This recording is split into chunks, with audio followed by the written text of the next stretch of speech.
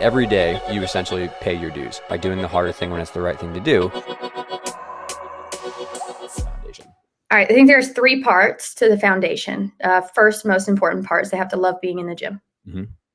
If they don't love being in the gym, they're not going to make it to upper level gymnastics. They're going to do the classic quit as a level 6 going into level 7 or level 7 going into level 8. It's not going to be fun for them. And so they have to love the feeling of doing gymnastics. They have to love being in the gym. They have to love working hard. And they have to learn all of these things like having integrity. Being able to train well when your coach is not watching you is a learned skill. It's not something that kids just inherently do. And it's something that I talk about with my kids quite frequently. So definitely training that integrity and the intrinsic motivation. Again, that's another learned skill with these kids. And so you have to talk to them about why are you doing this? Why are you working hard? What are your goals? How are you going to get there? So that's kind of part 1, making sure they love it and they understand why they're doing it. And then part 2 is the technical part. I try to look at every year. I look at kids that I have coached in compulsory or in lower level Excel and see where they're at with their, I guess, mid to upper level, since my gym's pretty new, mid to upper level gymnastics. And I see like what's a problem area that they're struggling with right now. And then I bring that back down to my compulsory and lower level Excel coaching. And I say, okay, we're struggling with leg tightness on bars in level 7. Let's hit it really hard for levels 1 through 5. Sure. And so that's the technical aspect is super important. So I always look at what are the problem areas. If I look at my level 5s, I'm saying, what am I struggling with my level 5s?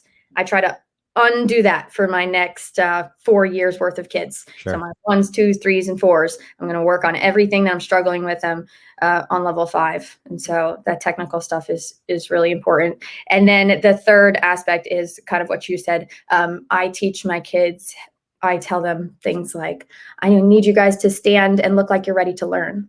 I teach them how to respect their coaches and how to respect their teammates, and how to respect themselves is one of the most important things, because gymnasts are so incredibly hard on themselves. And I feel like that's a reason that a lot of kids will quit gymnastics moving into optional gymnastics. And I always tell them, it's important that you are your own biggest cheerleader and that you talk to yourself the same way that you would talk to your teammates. So if you fall down, if your teammate fell down, you wouldn't be super hard on them. You wouldn't look at them and say, what are you doing? I can't believe you just fell. You would say, it's all right, get back up.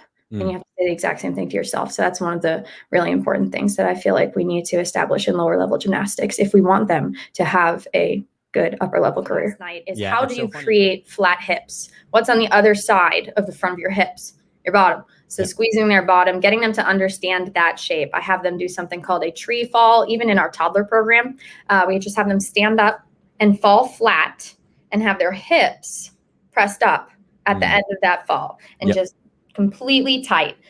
What I do there is I go and I look and I'm like, oh, I'm going to check to make sure your hips are flat. And I have their little friends look as well. I'm like, are her hips flat or are they piked? And I kind of go through those shapes with them and they're like, oh, those are piked. And then we fix it. And then we're like, is that flat? And they're like, yep. And so they're seeing it visually. So we do that all together. We do that in the toddler program. We do that in level 1, level 2, level 3, all the way up. Once I teach them that, then we transition to the candlestick, because they're going to need to take that, squeezing their bottom, keeping the hips pressed flat, and move it into that, now it's a candlestick, and it becomes more difficult. And I use the word challenge a lot with my lower level kids. They love that word. For some reason, when you call something a challenge, they're just like, yes. Like, let's go. I'm ready to do it. And so I always tell them, let's start with the candlestick with our arms down. So I have them start with the arms down because that's the easiest variation of the candlestick. And then I have them pull one arm up, just one. And a lot of people do the 2 arms up, but it's easier for them to control. And it also teaches them to use the sides of their core to stay on that axis. So pull one hand up, hold there, pull 2 hands up, hold the candlestick. And I have their teammate watching them. So they'll have a partner, or we'll do it all together. watching for the flat hips. And as soon as they start to lose that, we say, oh, no, you have to put your arms back down. And then they put the arms back down. They get back to that flat hip position. And I ask them again, constantly, I'm always asking them, which muscles are we squeezing to make this happen? I'm teaching my kids to be smart gymnasts so that when they go to optional level gymnastics and their coach says flat hips, they know exactly what to do. Like, oh, I squeeze my bottom for flat hips. That's easy. But you have to teach that in lower level gymnastics. It doesn't just happen. You can't just say flat hips. You have to explain to them how to do that. So we have the kids watch and they say, are these hips flat? Then they can put both arms up. They got it. Their hips are still flat. And then I say, all right, now's their challenge time. Can you pull your arms and put your fingertips on your thighs in your candlestick and hold it like that? And the kids just love that because they just topple over at first. Sure. And they're like, oh no. And we just, it's fun. It's fun when they fail. It's okay because they're learning. A lot of people skip level 1. I do not skip level 1. A lot of people skip level 2. I also do. I skip level 2, but I love the stretch jump. The stretch jump is the best thing ever because the first thing that it teaches kids is to keep their chest up on the board, which is what your biggest issue in level 3, where kids want to touch the mat before they even hit the springboard. And you're like, what was that? I had a kid actually just 2 days ago, my level 1s. I was like, let's just try handstand flat backs. I just wanted to see. And she like put her face on the springboard. I was like, I'm not, like, I don't know how that happened, but like, it wasn't right. I was like, okay, never mind. We're going back. I love when kids take your directions very literally. And you're like, yeah, that is exactly what I said. But please, I didn't want you to actually lay on the springboard. But kids love putting their chest down on the springboard. Yeah. And what does a stretch jump teach? Chest up on the springboard. And then also the stretch jump teaches pushing through your legs and going up. Flat hips. Flat hips. Taking all that forwards momentum and then changing the direction with it. And that's something that a lot of kids don't understand. They're like, I'm barreling towards it. I'm going so fast. And they just plow into it. And if you don't teach your kids to change the direction of their power, then what are they ever going to do with that? I mean, it happens in tumbling, it happens in vaulting. That's one of the most important things is taking your power and being able to put it where you want it. Sure. And running really fast, hitting a springboard and going up is hard. Yeah. It's really hard for kids. My favorite thing to do with anybody starting vaulting, I call it the rocket ship launch. I mean, you can call it what you want, but that's what I call it. I stand on the resi mat and I put my arms out and they like hook onto my arms. And we use the trampoline springboard for this. And I just bounce them on the trampoline springboard. And each time they come up, they have to straighten their legs, flatten their hips, and push through their toes. Yep.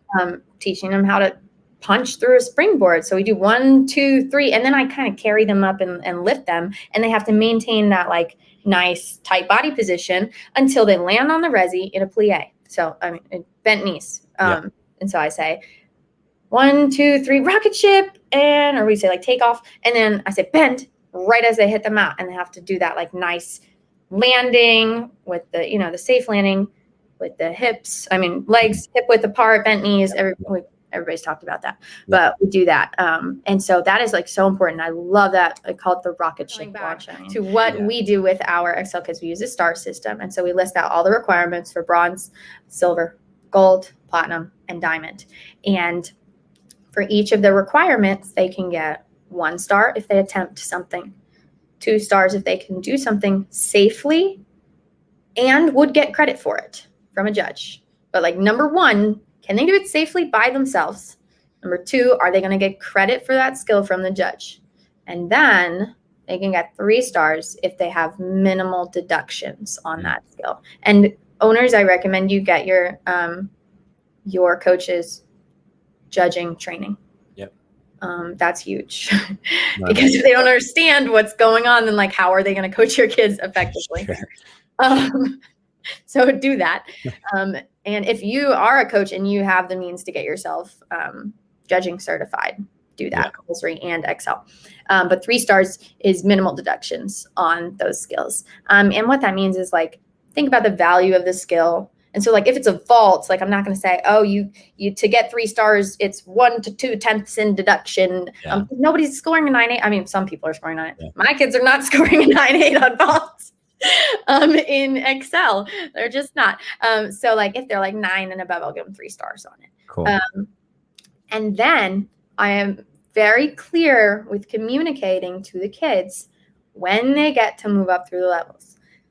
So I break down the levels, bronze 1 and bronze 2. Bronze 1 is the bare minimum requirements. Bronze 2 is something that's progressive to get them to silver. Once they have 80% of their bronze 2 stars, they can start training silver. Does that mean that they are going to compete silver? No. Yeah. Because they have to have 2 stars on all of their silver 1 stuff, which means, again, they can safely do them and get credit for them. And then they can compete silver. So in my silver group right now, we have like 15 silvers, training silver. 3 of them are still competing bronze. But they're training silver, but they don't have the stars yet to compete silver. But they're still in that group. And that is the most effective thing that I think that we might do a little bit differently, or maybe it's a little unique. I'm not sure if other gyms do that. It works. It works really well. If you don't understand how to build a skill from the ground up and each little step in between, then it's going to be really hard, because you're going to need to throw kids through stuff, and it's also going to be dangerous for you and the kids. And so learn progressions, learn patience. Patience is a learned skill. And so be patient with your athletes and with yourself, and get them to have solid basics. If they have solid basics, then they're going to be easier to coach. I think the biggest things when it comes to actually spotting. So let's say you really have to spot, work out, get strong, take care of yourself. Take care of yourself, maintain your body, and owners, get spotting block. Get things that make your coaches feel safe while they're spotting. If they're going to keep your kids safe and your coaches safe, then get them. You know, where I was saying, like, with the compulsory kids, like, don't get lost with the fancy drills. With my Excel kids, I get lost with the fancy drills, because it's anything to make them comfortable, right? It's anything that's going to really give them a nice, solid understanding of what they're doing. And there's a lot of fear in the Excel program because I can't throw them around and manipulate them so easily. They're just more scared. And so if you can do something that makes them comfortable and makes them understand, do it. Yeah. Do it. Take the time to do it. Do not be prideful. You have to let go of that. If there's a kid that I can't spot, I can get someone to double spot with me. It's not that big of a deal. I always tell my coaches, I'm like, the best spotters know their limits, and they know when to ask for help. And well, I'm a big communicator. I love talking. I love the sound of my own voice. No. Perfect for a podcast. Yeah, no, I'm a big communicator, and I always tell my parents, I'm like, I will never be offended if you ask me a question about what I'm doing, because I know what I'm doing. So I'm happy to explain to you why I do this in level 2, because I've done it for a really long time. I've been in this sport for a really long time. And so I think as a coach or as a gym owner, don't be offended when people come to you with questions, because they don't understand. And you hopefully understand. You do understand. I hope you do. You do understand. And you need to communicate to your parents what your goals are. So like when I go to parents, I'm like, this is my gym. These are my goals. You can choose to bring your child here, or you can choose to bring them elsewhere. Here are the phone numbers for other gyms.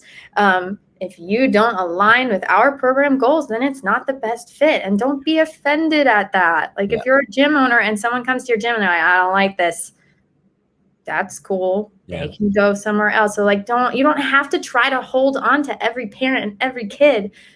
Hold on to the people that align with your mission and your goals, and communicate those openly all the time. Like I cannot explain to you how often we go over our mission. And it's not like, let me read you my paragraph long mission statement. We go over our mission every time we open our mouths.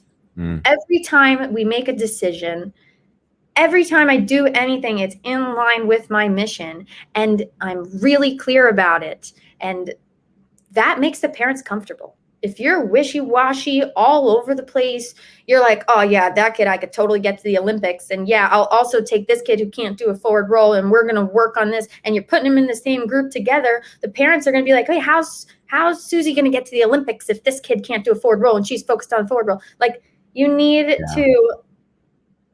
to be clear